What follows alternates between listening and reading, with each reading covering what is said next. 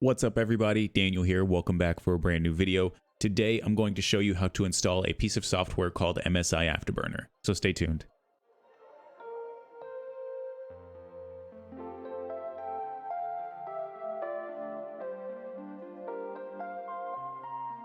Now, you might be asking yourself, what exactly is MSI Afterburner?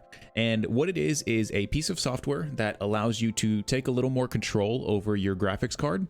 It can overclock your graphics card, and then it will also show you an on-screen display or an overlay that shows you your FPS and various other statistics that your PC is outputting onto that overlay. So I'm going to show you how to do that right now. First, you're going to open up a web browser, doesn't matter which one you use, just so long as you can download files, and just simply type MSI Afterburner. I've typed it in a few times because this isn't the first time I'm installing it. I went ahead and uninstalled it just so I can run through this process from start to finish with everybody. Once the file is finished, you're going to want to show it in your downloads folder, right-click it, and click Extract All. Just extract it into the downloads folder, which is fine.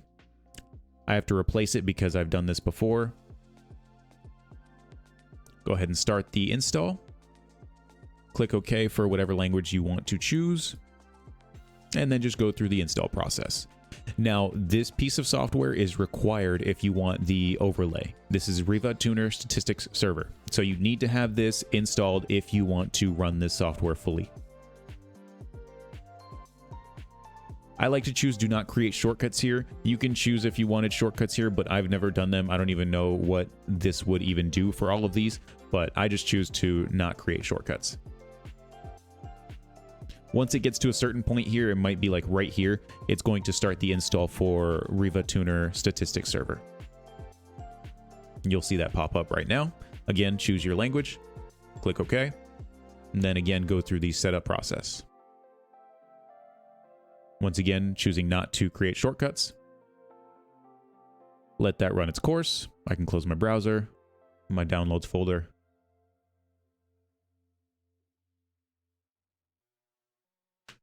Here we are hit with our completion of Riva Tuner Statistics Server. You don't need to read the README unless you want to. Go ahead and uncheck the box and click Finish. And then here is the finished MSI install. Go ahead and uncheck the README, but you want to run the software. And here is the MSI Afterburner window. Now, you've got some different values here, and I'll explain what they are right now. So we have our GPU frequency, or the GPU clock. This is the frequency that the physical GPU on your graphics card is running at. Right now, the GPU isn't doing anything except rendering the desktop, which is a 2D scene. It's not going to be hitting the GPU at all. Down below that, we have our GPU memory. These are the physical memory modules on your GPU and the frequency that they are running at. Down below that, we have our GPU voltage, or millivolts in this case. This would be the voltage that your GPU is running at. You don't really need to mess with this in your overclocking, but I won't get into overclocking. That'll be in a next video. And then down below that, we have GPU temperature. It's currently idling at 51 degrees Celsius, and that's fine because the fans aren't even spinning on my GPU right now. And then down below in this little rectangle here, we have these same values just shown in sliders, and they'll actually give the same number outputs as well. Something you might have just noticed is that if you hover over something, it will actually give you a little description of what that slider or what that particular field means. So something I always like to do whenever I'm installing MSI Afterburner on any PC is to grab this power limit slider and slide it all the way. And you might have noticed that it also grabbed the temp limit slider and slid it all the way open as well, because they are linked here with this little chain link. If you turn this off, you will then be able to move these independently of each other. Once you have made any change, you would want to click this little check mark to save it. So I'll save that, and all I'm doing here is just making sure that the graphics card can pull as much power as it possibly can, and the maximum temperature it will reach before it starts to clock down its frequency is 88 degrees Celsius.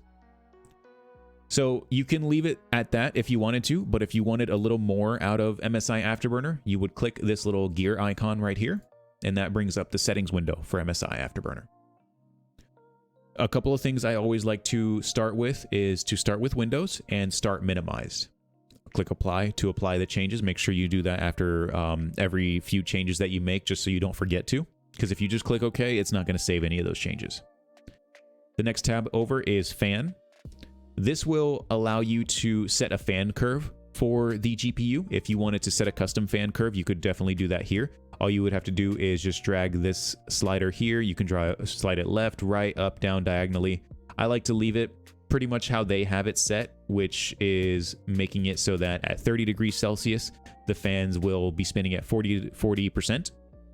And then as the temperature increases, the fan speed will increase as well. So I just click apply. And if your GPU has a feature called, I believe it's 0 dB fans, where if there is no load on the GPU, they simply will not spin. This will make your fan spin all the time, which is perfectly fine. You're just keeping your GPU a little cooler during idle times. The next tab over is monitoring, and this is where you can actually enable different things to be monitored when you're playing your game. So we have GPU temperature, GPU usage, FB usage, VID usage, bus usage. These are all things that I have no idea what they even mean, but I at least know what GPU temp and GPU usage are. And those are the two starting monitors that I'm going to enable. If you ever want to enable any one of these monitors, you would need to highlight it and click show in on-screen display. And that will actually allow it to start showing whenever you're playing your games. So I like GPU temperature, GPU usage, GPU core clock, memory clock for the GPU as well. And you could do multiple of these at a time. You can highlight one, you can scroll down as low as you want and hold shift, and that'll highlight all of the ones that are in between those two. Or you can, if you wanted to jump throughout the list and pick multiple ones, you can hold control, the control key on your keyboard, and click different ones throughout the list. You don't need to, you can see there's breaks in the list of selected options here. So I have core clock and memory clock. Now, once you start scrolling down into the list, you can start seeing monitors for your CPU. Depending on your CPU, you will have more monitors or less monitors than I have. I'm using a Ryzen 9 5900X, which has 12 cores and 24 threads. So I'm able to see all 24 threads of that CPU and their temperature. So I'm just going to choose the one here without the numbers, because that will just give me an average of the temperature across the whole CPU. Check the box for show on-screen display. And then again, we have CPU usage for all 24 threads again. Again, I'm going to choose the one that doesn't have a number so I can see the average. One more time, we have the CPU clock. And this will tell me the frequency that each of those 24 threads are running. I'm going to choose the one that doesn't have a number so that I can see the average across all cores. And you can choose CPU power if you wanted to see what power your CPU was running at. I believe this will show in a voltage readout, or it'll show in watts. I forget exactly, but I don't care to see that, so I'm not going to check it. And then if you wanted to see how much RAM a particular game is using, you could definitely show that, but that doesn't really matter to me. I've got 32 gigs of RAM in this PC, which is enough for just about any game I'll ever run. And then here is where we get to the interesting stuff. We have frame rate, frame time, minimum FPS, average FPS, maximum, and then 1% low and 0.1% low. These all right here would really only matter if you're benchmarking or testing a CPU, like if you're writing up a review or something. Really, all the ones that matter in a game for you would be frame rate. Frame time would be the latency in between frames. Normally, when you see a frame dip, your frame time will go up really high when your frame rate is really low. So, in order to be able to check any of these boxes here, you have to first check the check mark next to the actual monitor. And then also check the box for show in on-screen display. Now, if I just left everything like this, it will show in a way that's not very optimized for, at least for someone to understand it. And I will show you exactly how that looks like in just a moment. So here we have the on-screen display tab, and you can actually set a hotkey for any of these values here. So if you wanted to toggle the on-screen display, you can set a hotkey for that. I'm going to do that right now.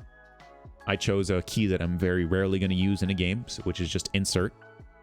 You can even do one that does a show the on-screen display and hide it, but Toggle does that with one key, so you don't need to worry about setting two separate keys to do the same thing, so to speak. Here is for benchmarking. So if you wanted to, like I said, benchmark your graphics or record data for benchmark videos or anything like that, you would set a begin recording and end recording button. And that saves to a text file in the MSI Afterburner files on your PC. If you want to do screen capture and video capture, you can do that here as well. Then you have various profiles. I believe these profiles get saved to these folders here. And then you have a user interface tab, and you can actually change how MSI Afterburner looks. And I'm going to change it right now because how it looks right now is a little foreign to me because I'm not used to seeing it that way. I like this older skin that I was used to before I started using, or before they kind of made an update to the UI. All right. Oh, it looks like Riva Tuner has an update, but I don't need it because I already have the latest version on it. Okay, I'm just going to click OK there. Now, if I were to run MSI Afterburner right now, I'll show you how the overlay will look, and it's not going to look very optimized for one to understand. So I'm loading up Apex Legends now to see how MSI Afterburner will look in the default sort of overlay graphs and groups.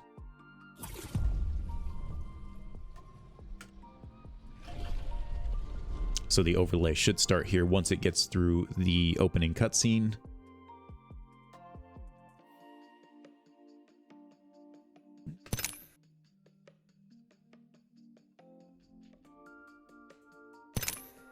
There it is. So up in the top left corner of my PC, you can see that our GPU temperature, our GPU usage, and our GPU core clock is all right here.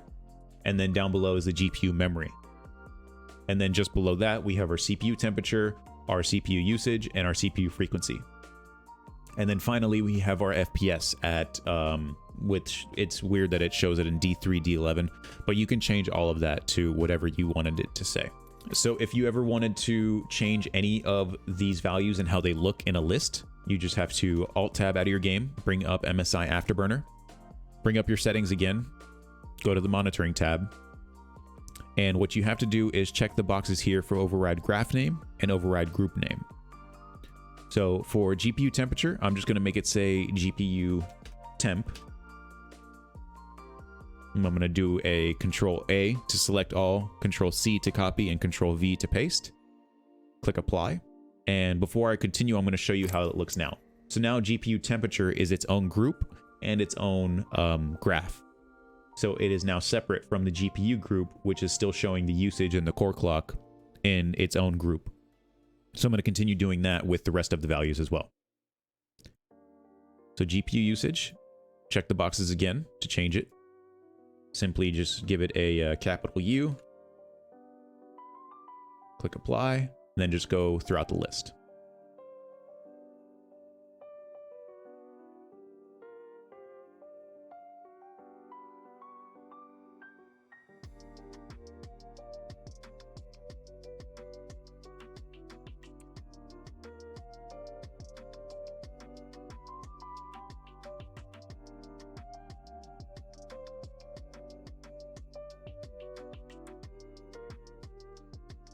So you saw how it showed frame rate as D3, D11. To simply change that, I'm just going to make it say FPS and change the group name to FPS as well.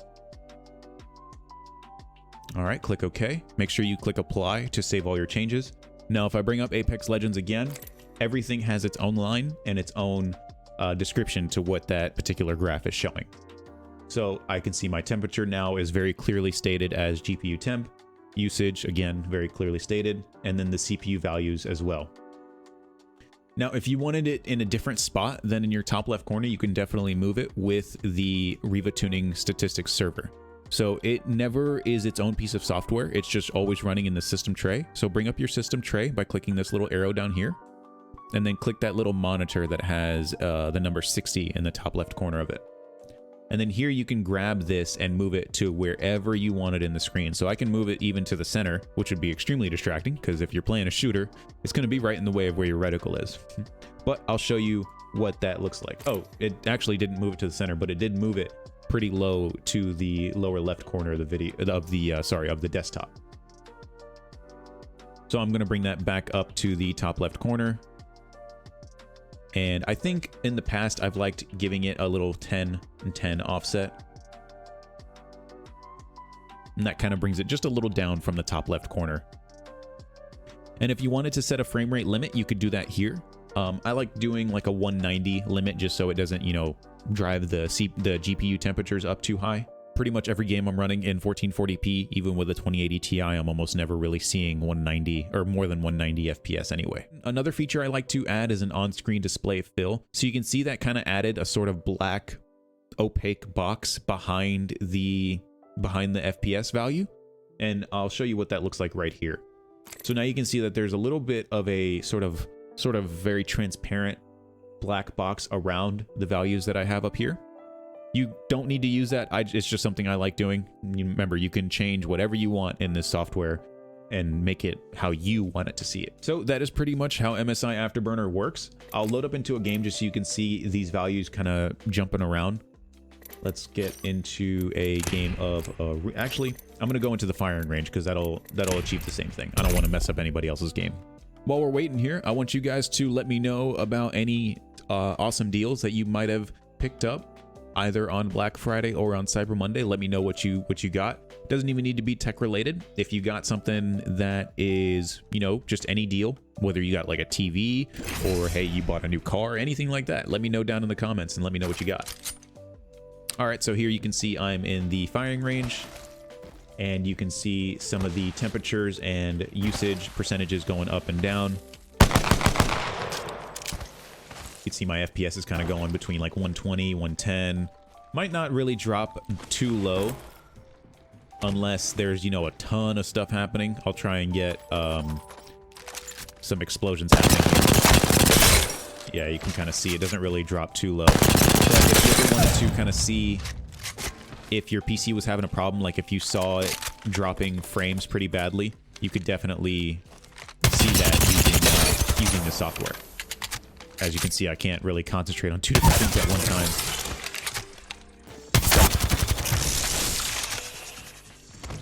So yeah, the GPU core and memory frequencies aren't really moving very much, but you can definitely see some of the temperatures going up and down a couple.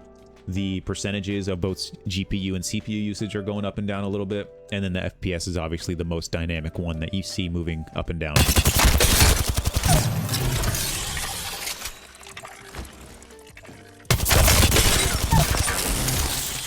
Alright everyone, that's it for this video. I hope you enjoyed it. Make sure you hit that like button, get subscribed so you don't miss the next video where I go into overclocking your graphics card, and make sure you have a wonderful, wonderful holiday. Have a great day everyone.